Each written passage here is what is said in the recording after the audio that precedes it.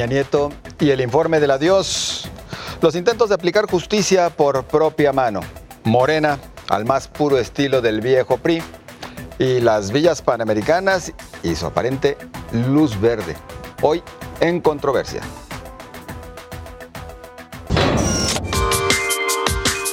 México está listo para seguir creciendo. A la siguiente administración le entregaremos un país con fortalezas, dice Enrique Peña Nieto en un informe con poca autocrítica y muchas cifras. Fue un mensaje a puerta cerrada, con invitados electos, donde diputados como Gerardo Fernández Noroña no tuvieron cabida. Peña Nieto resaltó que en su sexenio se aprobaron 11 reformas estructurales, aunque muchas penden hoy de un hilo. Resaltó la cobertura de 5.7 millones de adultos mayores con el programa 65 y más, además de la cruzada del hambre y el seguro de vida para jefas de familia. Estoy consciente de que no alcanzamos el objetivo de recuperar la paz y la seguridad para los mexicanos en todos los rincones del país. Una de las escenas del día fue la de su esposa Angélica e hijas llorando al momento en que les agradeció su sacrificio. Al final, el mensaje sobre el último informe de gobierno del presidente de los próximos 90 días fue una escena de despedida. A propósito de este tema y en este bloque le estaremos preguntando vía redes sociales, a través de las redes sociales de Canal 44, cuáles son las fortalezas que presume el presidente Peña Nieto en su informe de gobierno que usted note realmente en su comunidad. Esperamos participe. Saludo a mis compañeros. Sonia Serrano, buenas noches. ¿Qué tal? Muy buenas noches. Julio Ríos. Buenas noches, José Ángel. David Gómez Álvarez. Buenas noches a todos. Y Jaime Barrera. José Ángel, buenas noches a todos. Pues un fin de administración federal peor que cualquier otra, hasta el momento, de acuerdo con las calificaciones que se le han venido confiriendo. Bueno, creo que lo que sucedió en la elección del 1 de julio dejaba claro ya cuál era la evaluación. Refiriéndonos ya propiamente a lo que fue el informe de gobierno, también creo que se adapta un poco a lo que podíamos esperar, tratar de rescatar algunos datos más, sobre todo los relacionados con la economía, con la inversión, con la generación de empleos, sin entrar a detalle con otros cuestionamientos que se han hecho con respecto a las condiciones en la generación de empleos, a cómo ha ido cayendo el poder adquisitivo de los trabajadores, cómo a pesar de que se habla de empleos registrados ante el Seguro Social, todas estas figuras que fueron validadas en la reforma laboral han mermado de manera considerable las condiciones de los trabajadores y también de alguna manera cómo la forma o el desarrollo del que tanto se habla y el crecimiento del que se habla pues no lo han visto reflejado los mexicanos, porque si revisamos todos los datos que se han dado ya en meses anteriores con respecto al costo de la canasta básica, que es lo más importante, pues creo que el contraste está ahí. La otra parte es el desarrollo social también, que de acuerdo con los datos de la Presidencia de la República, pues se mejoró o se redujo el número de pobres.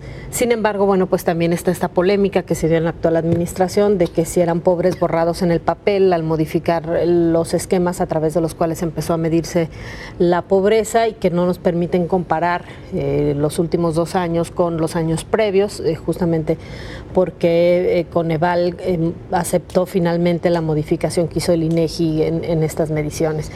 Y bueno, el tema de la seguridad, que pues por más que Peña Nieto trata de hacer una autocrítica, creo que se queda muy corto, creo que otra vez no dimensiona lo que estamos viviendo los mexicanos en materia de seguridad y que pues supongo va a ser la losa más importante con la que va a cargar una vez que se vaya de la presidencia de la República.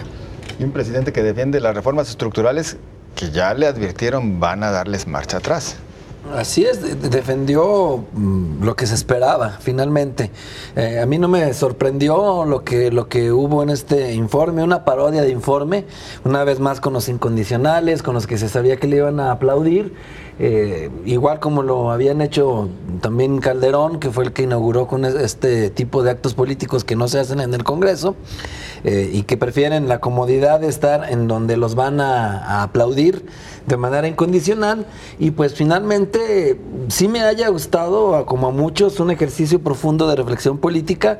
Hubo un mea culpa que ya habíamos empezado a ver tibiamente en algunas entrevistas, en algunos spots, sobre todo con el caso de la Casa Blanca, y más o menos como que intenta disculparse sin aceptar el conflicto de interés que es evidente, pero ahora pues también con la seguridad hace un mea culpa que se queda a medias y que aparte es tardío, y por lo cual pues ya a estas alturas, cuando ya nada se puede remediar, y si se hace así, a medias, pues más que una disculpa, lo que es una afrenta más, la última afrenta de un presidente que se va con una deuda moral, política e histórica, y que no admite pues que porque los tres grandes problemas de este país no solo no los pudo resolver, sino que se agudizaron, que fueron la corrupción, la inseguridad, y pues también el asunto económico con lo del gasolinazo, que por cierto, ahí guardando las proporciones, asume, como lo habían hecho otros presidentes con otros temas, él asume la responsabilidad, digámoslo así, política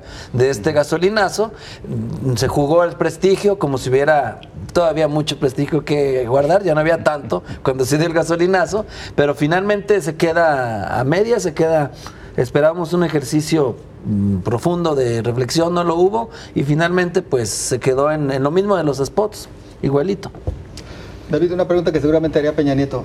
¿De verdad no hay nada que aplaudir en este sexenio que casi termina? No, yo creo que sí, hay digamos pocas cosas, pero la verdad es que están totalmente opacadas por las, digamos, aspectos negativos de esta administración. Pero a ver, yo creo que aquí hay que diferenciar entre el agotamiento del mecanismo de rendición de cuentas, que es el informe de gobierno, que está totalmente rebasado. Ya sabemos que no invita a la población a poner atención, que nadie le interesa, que es rígido, que es en un espacio controlado, que no hay una deliberación pública, no hay, interacción con la sociedad, está totalmente agotado. Y segundo, es el caso particular del último informe de uno de los peores presidentes de la historia de México. Entonces, la conjugación de un formato obsoleto y de un presidente que sale con la peor aprobación, con los niveles más bajos de popularidad, dan por resultado pues el peor informe de la historia de México. Pocas veces se había visto una cosa que estuviera tan abuchada, tan criticada, tan rechazada, y que prácticamente pues ya la gente no le prestó mayor atención, salvo para volverse a quejar, como lo hizo en la forma en que votó el 1 de julio. Es decir, estamos ante un momento, creo que además muy preocupante, porque la investidura presidencial, no solo el presidente Peña Nieto, pues están en su peor momento, aunque empieza a emerger una nueva figura presidencial, que es el presidente electo López Portillo, y que pronto quizá vuelva a darle una cierta reivindicación, una cierta credibilidad a la presidencia de la República, que se perdió completamente en este sexenio. Jaime. Creo que efectivamente fue la autoevaluación positiva de un presidente reprobado, ¿no? Un presidente que llega con los peores niveles de desaprobación que ningún presidente había tenido, y que trata de rescatar con lo que él dice que es su gran legado, que son estas reformas estructurales que le dieron 2 buenos años de gobierno, pero que echó a perder con el tema de la Casa Blanca y con el tema de la seguridad, que empezó a ser crisis desde el caso de los estudiantes de la normal rural. Yo creo que a partir de ahí vinieron 4 años a la baja de Peña Nieto, que lo llevan a ir a su mensaje por el 6º informe en su peor momento de popularidad, y después de que fue reprobado también, no solo en las encuestas, sino en las urnas, por haber incumplido en su principal bandera política, que fue la de pacificar un país que recibía con una crisis de seguridad, que hoy no solamente no cumple con pacificar, como lo reconoció en su mensaje, en el único asomo de autocrítica, y que coincido con Sonia fue insuficiente, de que no lo había logrado, pero además con el tema de los constantes escándalos de corrupción que involucraban al gobierno federal, además de todos los gobiernos de corte priista que fueron en algún momento sus aliados políticos, ¿no? Como fueron toda esta camada de gobernadores jóvenes que eran la cara de un presunto nuevo PRI. que resultó más bien un PRI con mañas corregidas y aumentadas. Entonces, yo creo que eso pesó en este mensaje que quiso ahí intercalar con una parte de discursos y otro de videos, que también fue un modelo ahí de intercalar mensajes con videos medio raro, y donde dice que cumplió con el tema de la anticorrupción y lo irónico, como es el destino, teniendo ahí al cuate de la empresa IGA, que fue el que estuvo involucrado directamente en todo el tema de la Casa Blanca, y también con dos testigos ahí de piedra que fueron Porfirio Muñoz Ledo, presidente de la mesa directiva de San Lázaro, y Martí Batres, presidente de la mesa directiva del Senado, dos figuras de izquierda ahí que lo flanquearon y que fue como la foto que coronó pues este desastre en el que termina el sexenio de Peña Nieto. Y hay comentarios de ustedes, a los cuales damos salida con mucho gusto. Gracias por participar. ¿Cuáles son las fortalezas que presume el presidente Peña Nieto en su informe de gobierno que usted note realmente en su comunidad? Gracias a quienes responden. Y este es el caso de Pepe Torres, dice: no existe ninguna, su sexenio es impresentable. Sexto informe, hashtag sexto informe y hashtag en controversia. Manuel Vargas: no veo ninguna fortaleza a mi alrededor. Muchas gracias por su participación. Rogelio Espinosa: las fortalezas y debilidades de Peña Nieto se verán dentro de un año comparándolo con el nuevo régimen. Muchas gracias, Rogelio, también por participar. Nosotros le invitamos a una pausa, continuamos enseguida.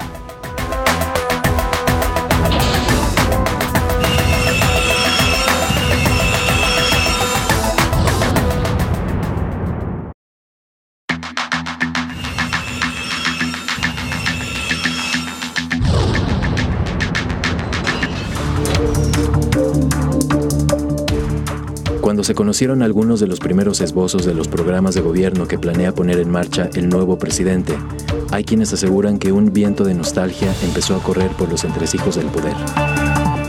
Huele un viejo PRI, el de hace 36 años, y dicen que eso fue avalado con la confirmación de algunos funcionarios de aquel tiempo.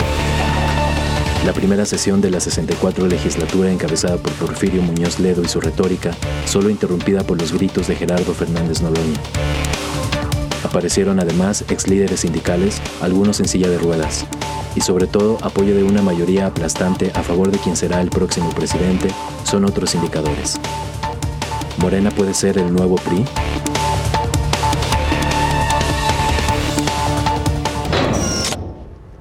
La pregunta que hace usted, Canal 44, con mayoría en ambas cámaras de legisladores y presencia de conocidos personajes de la política nacional, ahora en Morena, ¿será Morena el nuevo PRI? Hay quienes ya en las redes sociales también están opinando y dicen, bueno, más bien tendrían que decir que es el PRIAN, porque ambos nos han llevado a la ruina, pero un poco más adelante damos acuse de recibo a sus comentarios. Vaya pues, mucho por analizar en esta materia, Jaime, cuando vemos que pues Morena, con esa mayoría, algunos le dicen aplastante, podría hacer muchas cosas, pero también comenzamos a ver los que se dividen. Las tribus, como en el antiguo PRD, comienzan a salir y no se ve que será fácil. A ver, más de lo que se haya visto el sábado en la instalación de la legislatura 64, donde obviamente hubo una mayoría que ganó legítimamente Morena, yo no vi focos rojos, la verdad. Es algo que querían callar a los demás. Me divirtió mucho cómo Porfirio Muñoz Ledo manejaba ahí las situaciones con toda la experiencia política que tiene el señor. Donde me empecé a apurar un poco fue en lo que le pasó ayer a Porfirio y a Martí Batres, que el propio Noroña les hizo un escándalo ahí afuera de Palacio Nacional reclamándoles que fueran al acto del mensaje del sexto informe.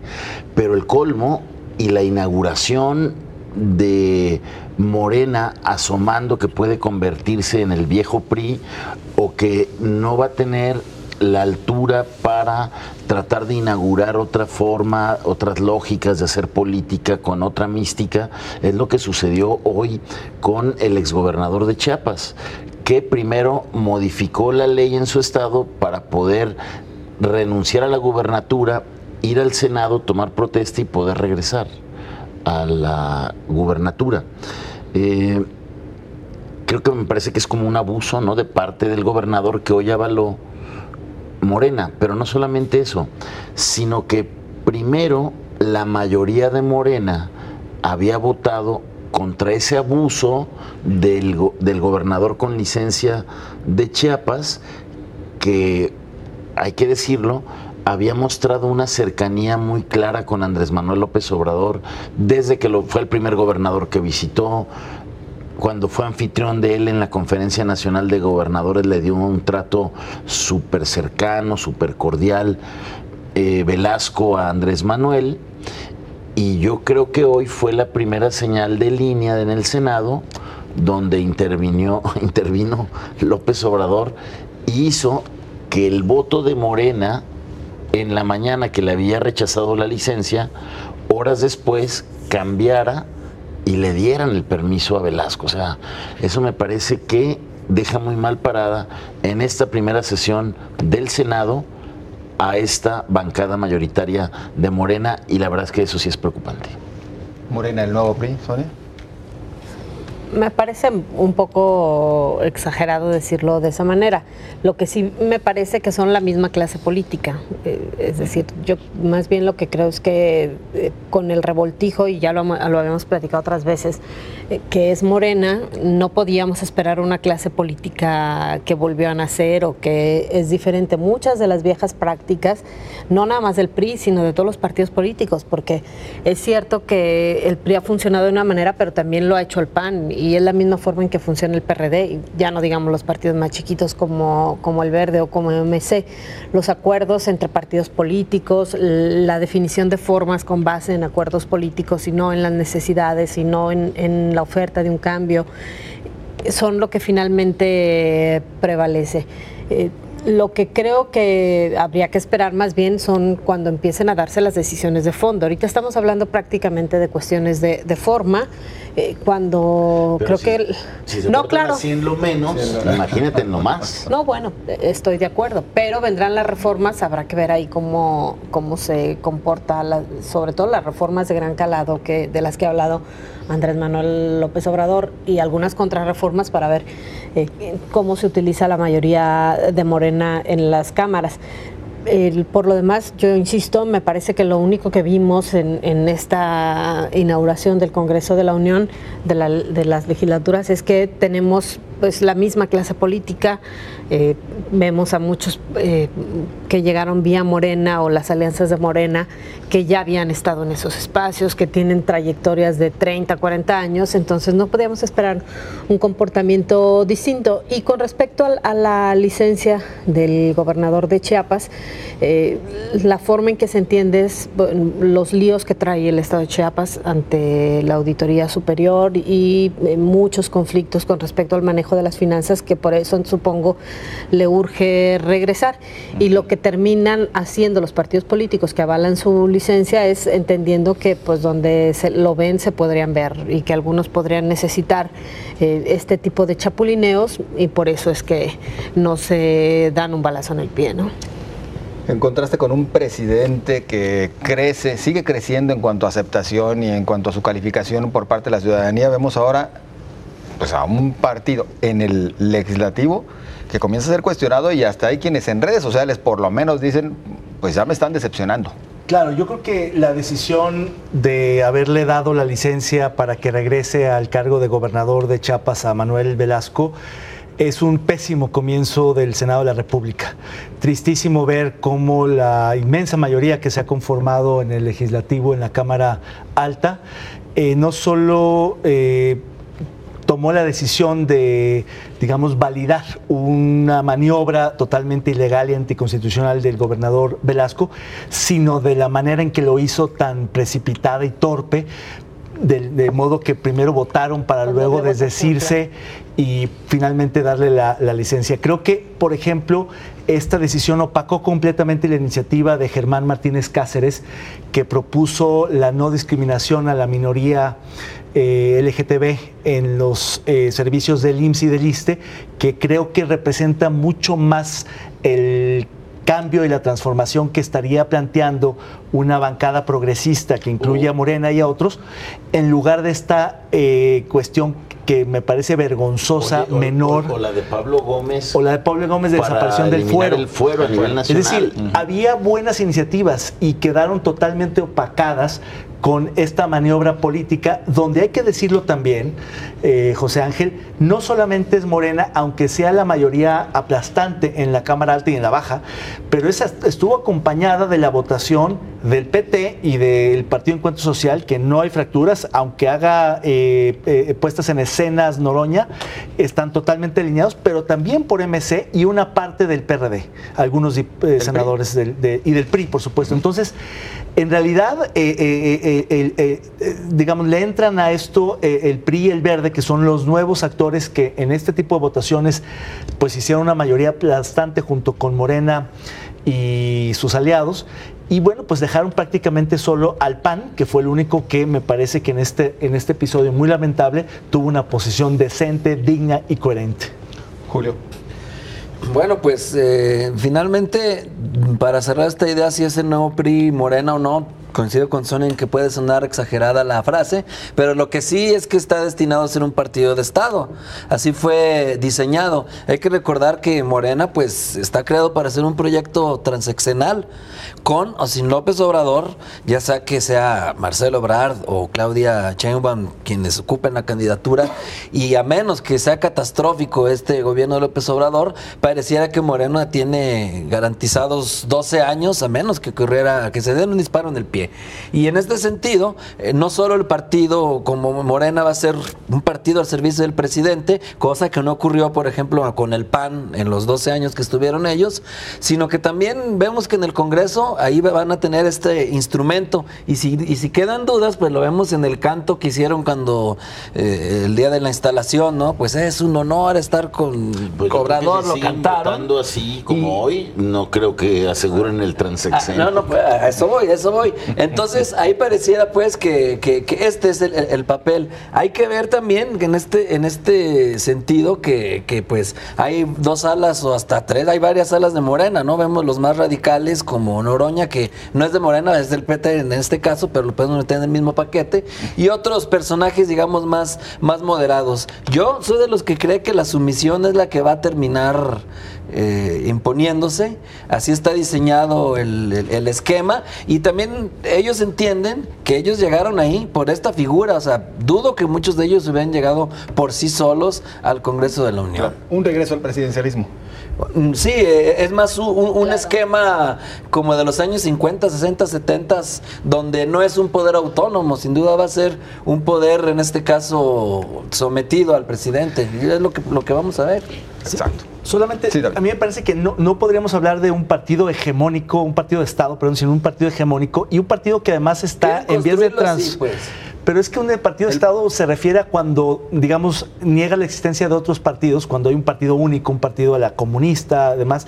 Yo creo que va a ser hegemónico por un tiempo, pero quizá más que partido, y era mi punto, ya lo que estamos viendo son como movimientos, partidos de coaliciones muy complejas, muy plurales, que van a transformarse continuamente. Hoy, por ejemplo, dos partidos que tienen una representación, o al menos uno que tiene una representación significativa en el legislativo, que es el Partido Encuentro Social, ya no tienen registro.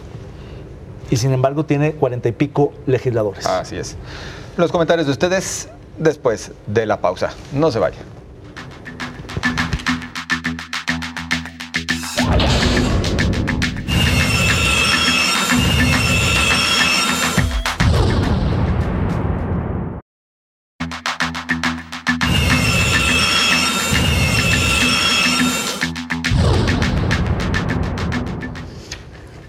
Muchas gracias por continuar con nosotros. Vamos a sus comentarios a propósito del tema anterior. Morena, el nuevo PRI.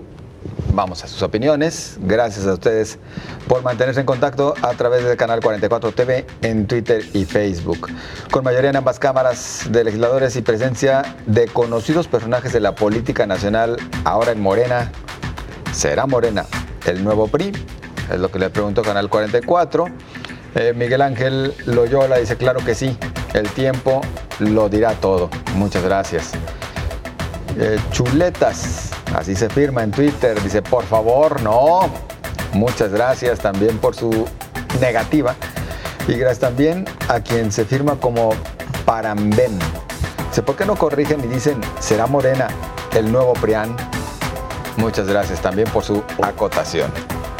O el primor que le llaman. El primor, exactamente, también ahora le dicen.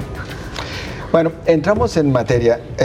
Como lo hemos mencionado, queremos platicar acerca de los intentos de aplicar justicia por propia mano, pero la realidad de las cosas es que los altos índices de inseguridad invitan a hablar en general de lo que sigue sucediendo. Agosto, en el caso de Jalisco, el mes más violento, eso nos habían dicho en el mes anterior y en el que le antecedió también, es decir, seguimos en una condición crítica. Aquí, nada menos, ayer, lunes, vivimos una situación complicada con el asesinato de 6 policías, 4 en Guadalajara y 2 en Zapopan. ¿Qué estamos enfrentando en realidad, David? Yo creo que estamos en el peor momento de inseguridad en la historia del país después de la revolución, digamos, solamente superado por una guerra civil o una revolución. Este momento de paz, entre comillas, es tan violenta como episodios de guerra, simplemente por los números de víctimas, de asesinatos, de muertos, de desaparecidos. Pues es una situación prácticamente pues de bélica.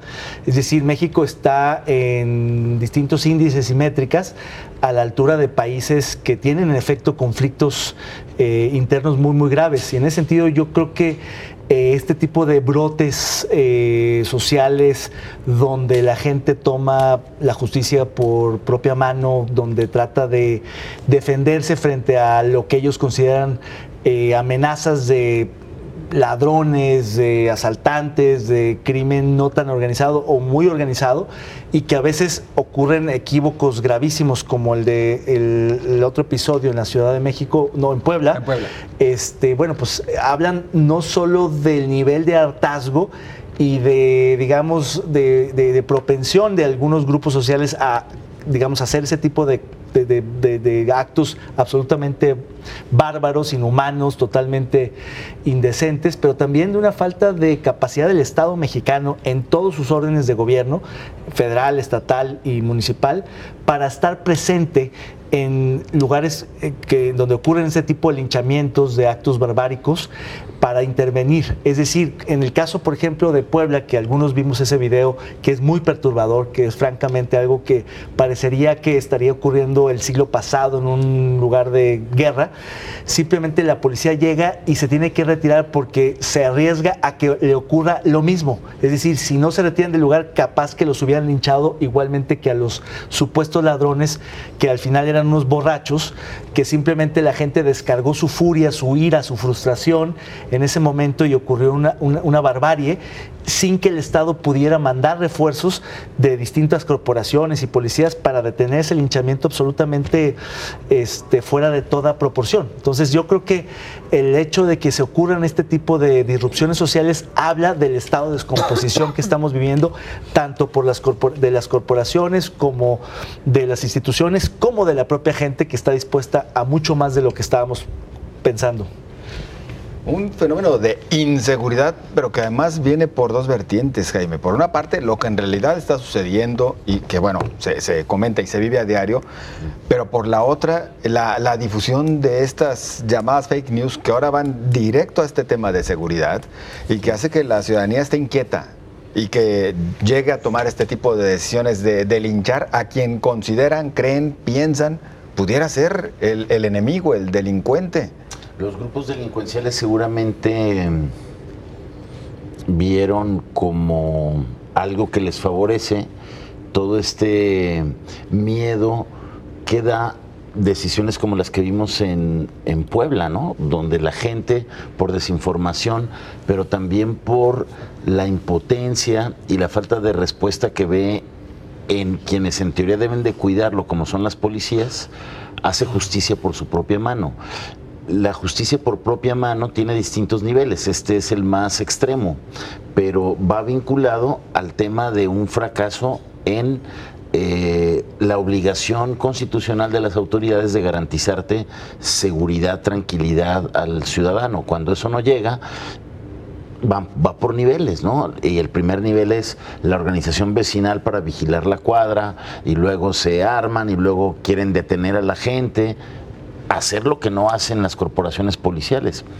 Y en el tema viral, pues hoy vemos que todos estos grupos delincuenciales, de sicarios, que siguen paseándose en grupo de más de 10 armados, mañana, tarde o noche, para ajustar cuentas, para atacar a grandes figuras, para atacar a policías que no se someten a sus corruptelas o que están cumpliendo bien su trabajo, como sucedió con los 6 policías el lunes.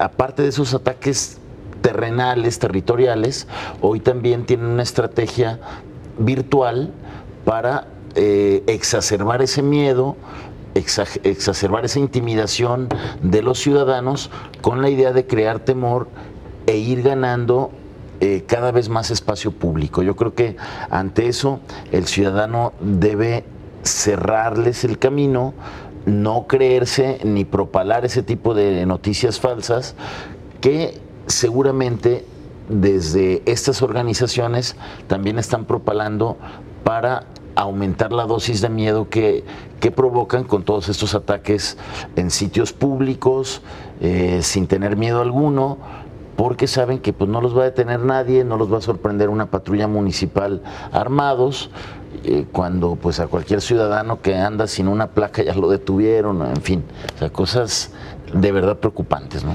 Sonia, ¿dónde quedan o qué reflejan las corporaciones policíacas ante este tipo de hechos? Tanto los de los linchamientos, donde deciden retirarse, como bien dice David, o estos otros, en los que simplemente quedan igual de endebles que cualquier ciudadano frente a la delincuencia que hace lo que quiere con su contra.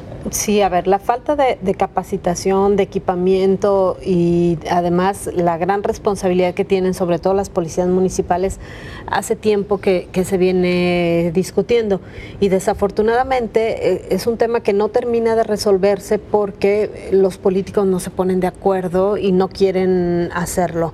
En el caso, por ejemplo, de la zona metropolitana de Guadalajara, en donde en este momento, David decía que estamos viviendo el peor momento de inseguridad, lo hemos dicho muchas veces y cada vez puede ser un peor momento, podría ser no el peor momento, podría haber unos peores todavía que lo que sí podemos pensar es que en este momento la zona metropolitana de Guadalajara está viviendo su peor momento y nadie está dispuesto ni a asumir la responsabilidad de lo que está sucediendo ni a hacer lo que tendría que venir ahora.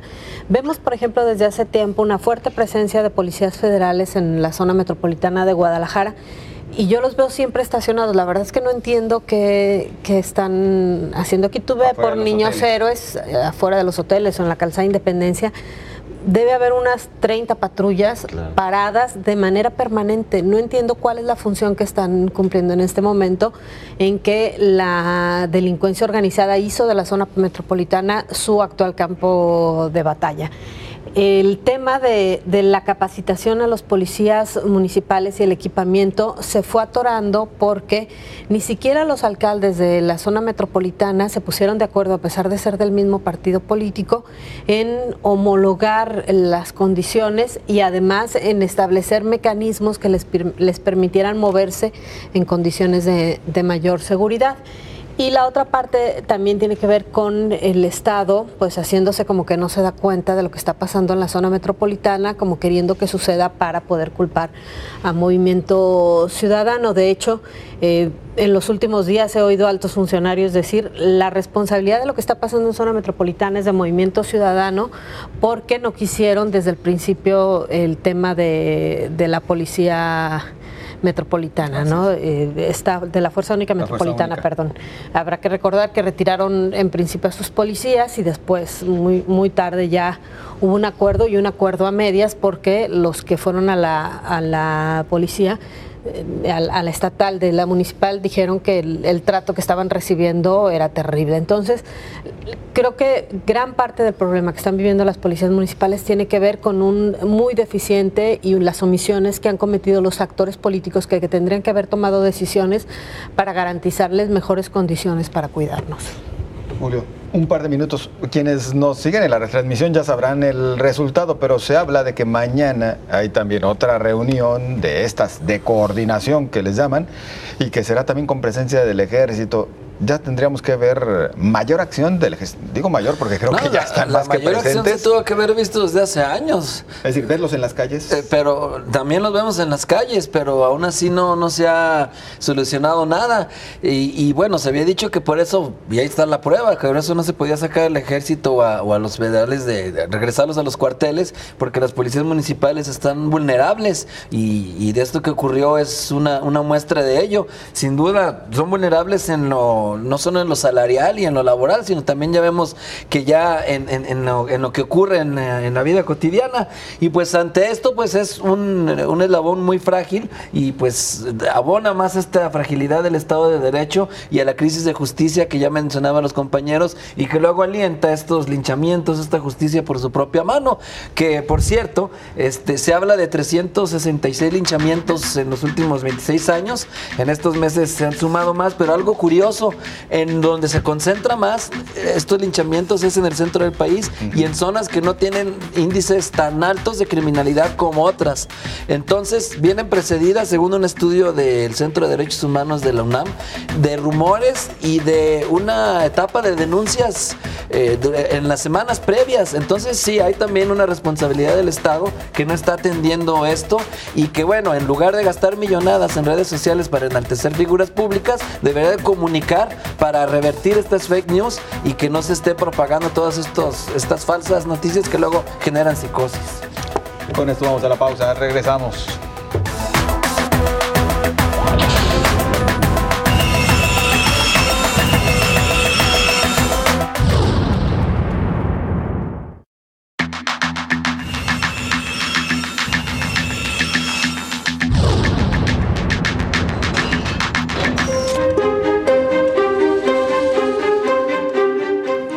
Después de denuncias, demandas, gritos y sombrerazos, todo parece indicar que hay concordancia entre el Ayuntamiento de Zapopan y el gobierno de Jalisco. La tarea se la dejaron a la Secretaría del Medio Ambiente, Desarrollo Sustentable y Territorial, a través de un estudio de impacto social solicitado por el presidente municipal. Pablo Lemus presentó la iniciativa tanto a los jaliscienses como al equipo de Andrés Manuel López Obrador para que las villas sean usadas como sede del Consejo Nacional de Ciencia y Tecnología. Los argumentos son que esto traería desarrollo para Jalisco, se le daría uso a lo que fue el hogar de los atletas panamericanos que estuvieron en nuestra ciudad en 2011 y se ahorraría al no tener que construir otra sede. Contrario a lo que afirman los especialistas, la Semadet asegura en su estudio que el impacto de las villas sobre el acuífero es mínimo y que proteger la zona de recarga no impide usarlas. Pues las villas panamericanas ya tienen al menos el aval de la Semadet, aunque hay quienes cuestionan completamente el que se permita el uso y hay quienes insisten que deberían derruirse. A propósito de este tema, en Canal 44 le pregunto a usted en redes sociales, la propuesta de usar las villas panamericanas como sede del CONACYT, ¿será por fin el uso adecuado para este espacio abandonado? Julio. Mira, decía la secretaria del Medio Ambiente que las villas podrían ser una punta de lanza en la reconfiguración del paisaje del manejo de la zona urbana, leyendo textualmente. ¿Y la traducción? La verdad que, la traducción que es una triste forma de despedirse de la Semadet, ¿no? O sea, yo pensé ingenuamente que no nos podían sorprender más, pero creo que esto es el colmo. Están intentando legitimar un ecocidio, faltan los litigios porque se resuelvan, pero le están dando respiración artificial al elefante blanco que jamás debió nacer. Se nos olvida que en esta zona nunca debió de construirse esto, se nos olvida que se gastó dinero del Instituto de Pensiones, que no fue poca cosa, 340 millones, que también 580 y tantos millones del IPROVIPE, y ahora resulta, juez, que no hay sanciones, pero no conformes con que queden impunes estas maniobras, pues ahora sí van a a legitimar este proyecto, que sale más caro el costo ambiental, y no lo digo yo, lo han dicho los especialistas, y sí sorprende que este informe pues esté dando esta manga ancha, ¿no?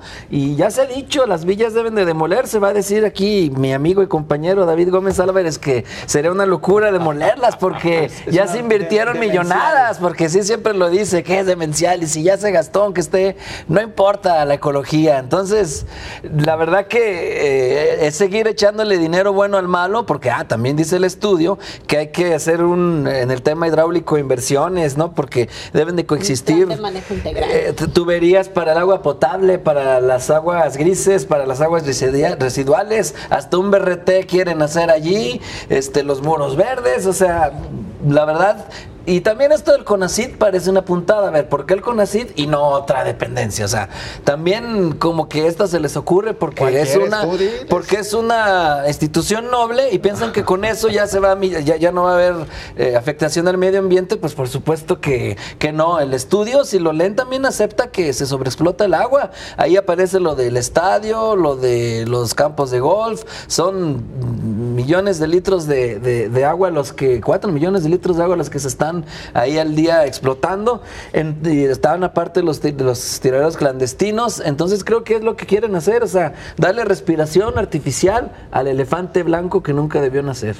Por alusión personal, David, ¿que se quede la villa? Yo creo que el tema me parece un poco, digamos, inútil discutir algo que no tiene reversa, que es irreversible. No se ha visto en la historia reciente en ningún país que demuelan una inversión en infraestructura o en una edificación del tamaño de la que representa la Villa Panamericana. Entonces, ya sabemos que fue un error, ya sabemos que que no debió haberse construido ahí, pero hoy lo que hay que hacer es cómo recuperar esa inversión, cómo hacerla productiva, cómo no dejarla envejecer, oxidarse, deteriorarse, y en ese sentido lo que hay que buscar es una solución que cuide el medio ambiente lo más posible, dado el impacto que ya se generó.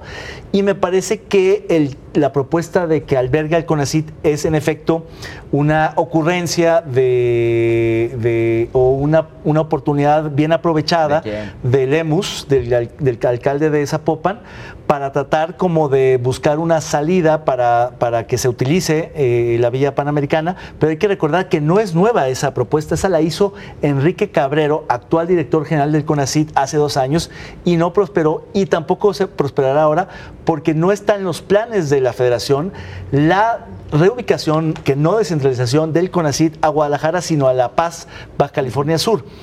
Pero habría que quizá buscar otra dependencia u otra organización o institución que pudiera ser albergada. Creo que lo que importa, yo lo que rescataría tanto de la iniciativa mucho más mediática que sustantiva del alcalde Lemus y el aval, digamos, laxo de la Secretaría de Medio Ambiente local, es para tratar de darle habitabilidad a las villas y tratar de constreñir el conflicto a la parte jurídica para que sea más fácil su resolución en un tema muy enredado. Pero creo que como sociedad y como Estado y como país es un absurdo tenerlas vacías ahí, y que eso supone una pérdida social, una pérdida de eficiencia social tenerlas desocupadas como están actualmente. ¿Coincide, Sonia? No, yo creo que, a ver, para empezar, ¿cómo vas a recuperar la inversión? La intención, supongo, entonces sería vender las villas al gobierno federal, o cómo sucedería, o rentárselas y con la renta recuperarlo. Lo que vemos detrás de este proyecto es, primero, la flexibilidad que ha mostrado siempre en materia ambiental la titular de la dependencia. Ella lo que le piden que haga, y como le piden que haga los estudios técnicos, así los ha hecho. Esto que menciona Julio acerca de que condiciona a un plan integral, como si hubiera planes integrales de manejo en cualquier proyecto de nuestro estado. Eso no existe y jamás va a suceder. Además, esto que señala que no afecta a la zona de recarga, que porque la zona de recarga está a unos metros más allá, estamos hablando de un ecosistema, una zona que se ha visto afectada justamente por la urbanización, y que además la detención de las villas panamericanas ha impedido que continuaran los proyectos que habían planteado el exgobernador Emilio González Márquez y sus asesores, Herbert Taylor, Fernando Guzmán. Y la otra parte es pues esta gran cabildeo que han hecho los propietarios de los particulares que tienen una parte de las villas panamericanas con el alcalde Pablo Lemus, con el gobernador del estado, que de inmediato a través del secretario de gobierno respaldó el proyecto de que se alberguen ahí las oficinas de CONACYT. Yo coincido con David en que resulta muy complicado que se albergue esa dependencia, pero sí nos habla de que están dispuestos, no nada más los que van de salida, sino incluso en el caso del alcalde de Zapopan, que fue reelecto, pues están tratando de encontrar una salida. Por supuesto que este estudio, que primero Lemus había dicho que no lo conocía y luego la secretaria le dijo que se lo entregó desde el año pasado, pues es el gran aval que se requería. Los estudios sobre el impacto ambiental que causa una obra son uno de los puntos más importantes para destrabar todo lo demás. Y bueno, pues Magdalena Ruiz Mejía se despide en una administración en la que siempre actuó de esta manera, siempre dándole la bala a los grandes proyectos que dañaban y que afectaban el medio ambiente de nuestro estado. Jaime, que se use o que se derrumbe la villa. No hay una salida positiva si el edificio continúa ahí. Es decir, cualquier uso que le des te crea un antecedente que luego puede ser usado para quien quiera fraccionar ahí tenga un recurso que la ley luego le pueda dar razón para que luego, en unos años más, toda esa zona se urbanice. Ese es el gran riesgo. Y hay que ir al origen de lo que pasó ahí. Toda una serie de desaseos, de tráfico de influencias, de caprichos, para hacer un negocio de un evento deportivo internacional como fueron las villas panamericanas. ¿Cuál era el principal proyecto? Era rehabilitar, recuperar un espacio público como era el Parque Morelos, donde inicialmente iban a hacerse ahí en las villas. Se gastó un dineral en comprar las casas de alrededor del Parque Morelos y luego no se hizo porque al señor que dominaba los Juegos Panamericanos no le parecía que iba a ser un buen negocio ahí y le llamó las ruinas de Cacastla y luego se las quisieron llevar al disparate allá cerca de la barranca y luego como la Fundación de Guadalajara recorrió 4 lugares hasta irse al peor lugar, que era en una zona de amortiguamiento del principal bosque que purifica el aire que respiramos en esta ciudad. Y si bien no se ha visto en ningún lugar que derriben algo, tampoco se ha visto que en un lugar destinen a hacer unas villas panamericanas en una zona no apta para edificar eso. ¿Cuál es la solución entonces? No, pues yo creo que se tiene que tomar una decisión ejemplar para desincentivar todo esto que los constructores hacen porque saben que pues va a haber arreglo. Una decisión ejemplar como va a haber un arreglo de las torres. Que se deslinden las responsabilidades, que pague quien jugó ahí, quien se dejó financiar por el gobierno en vez de ir a financiarse un banco. ¿Por qué los bancos no financiaron las villas panamericanas? Al edificio como tal, ¿ese edificio se habita o se derriba? Pues yo creo que habitarse no se puede, la vivienda sería todavía más depredador. A ver, por eso, pues al final de cuentas parece que la postura es que se derribe. Sí, yo creo que eso es lo que tendría que hacerse para dar que a largo plazo es más caro, una lección ejemplar para que ya no se construya donde no se debe. O se hagan las cosas bien. ¿Y no se puede utilizar? ¿Derriba o se ¿No se puede utilizar blindando de alguna manera el entorno? ¿O tú qué salida le das? ¿Ya te escuchaste como los de la semana? No, por eso pregunto. Con un plan de manejo integral. Con un plan de manejo integral. A ver, ahí está. Por favor. El plan de manejo, ese que sacó la Semadret de la manga, no sirve, no destraba el problema, porque hay unos litigios ahí que están en los tribunales y que no se puede tomar una decisión. Afortunadamente no depende de Magdalena. Ni que se venga el CONACYT ni nada, porque hay 6 litigios ahí que están dándole salida. Y además no hay una salida fácil y prueba de ello es que llevan 7 años sin saber qué hacer con Yo el que hubiera quitado es el estadio de las Chivas, Pero bueno, ese también está en bronca. Ese también está en una zona donde no debería estar. Rápido sus comentarios. Muchas gracias a todos ustedes. ¿Cuáles son las fortalezas que presume el presidente Peña Nieto en su informe de gobierno? Bueno, un sexenio de Enrique Peña Nieto que nos quedó a deber mucho, como la presa del Zapotillo, por ejemplo, aunque en su discurso diga que a los jaliscienses que nos cumplió todo, dice Rafael Hernández, gracias. Acerca de la propuesta de usar la vía panamericana como sede de CONACYT, gracias a quien participa. Guillermo dice, los edificios fueron construidos indebidamente en una zona de amortiguamiento, no deben estar ahí y mucho menos funcionar como oficinas. Muchas gracias, Guillermo, por su participación. Nosotros nos vamos, compañeros, muchas gracias, muy amables. Buenas noches. Muy buenas noches.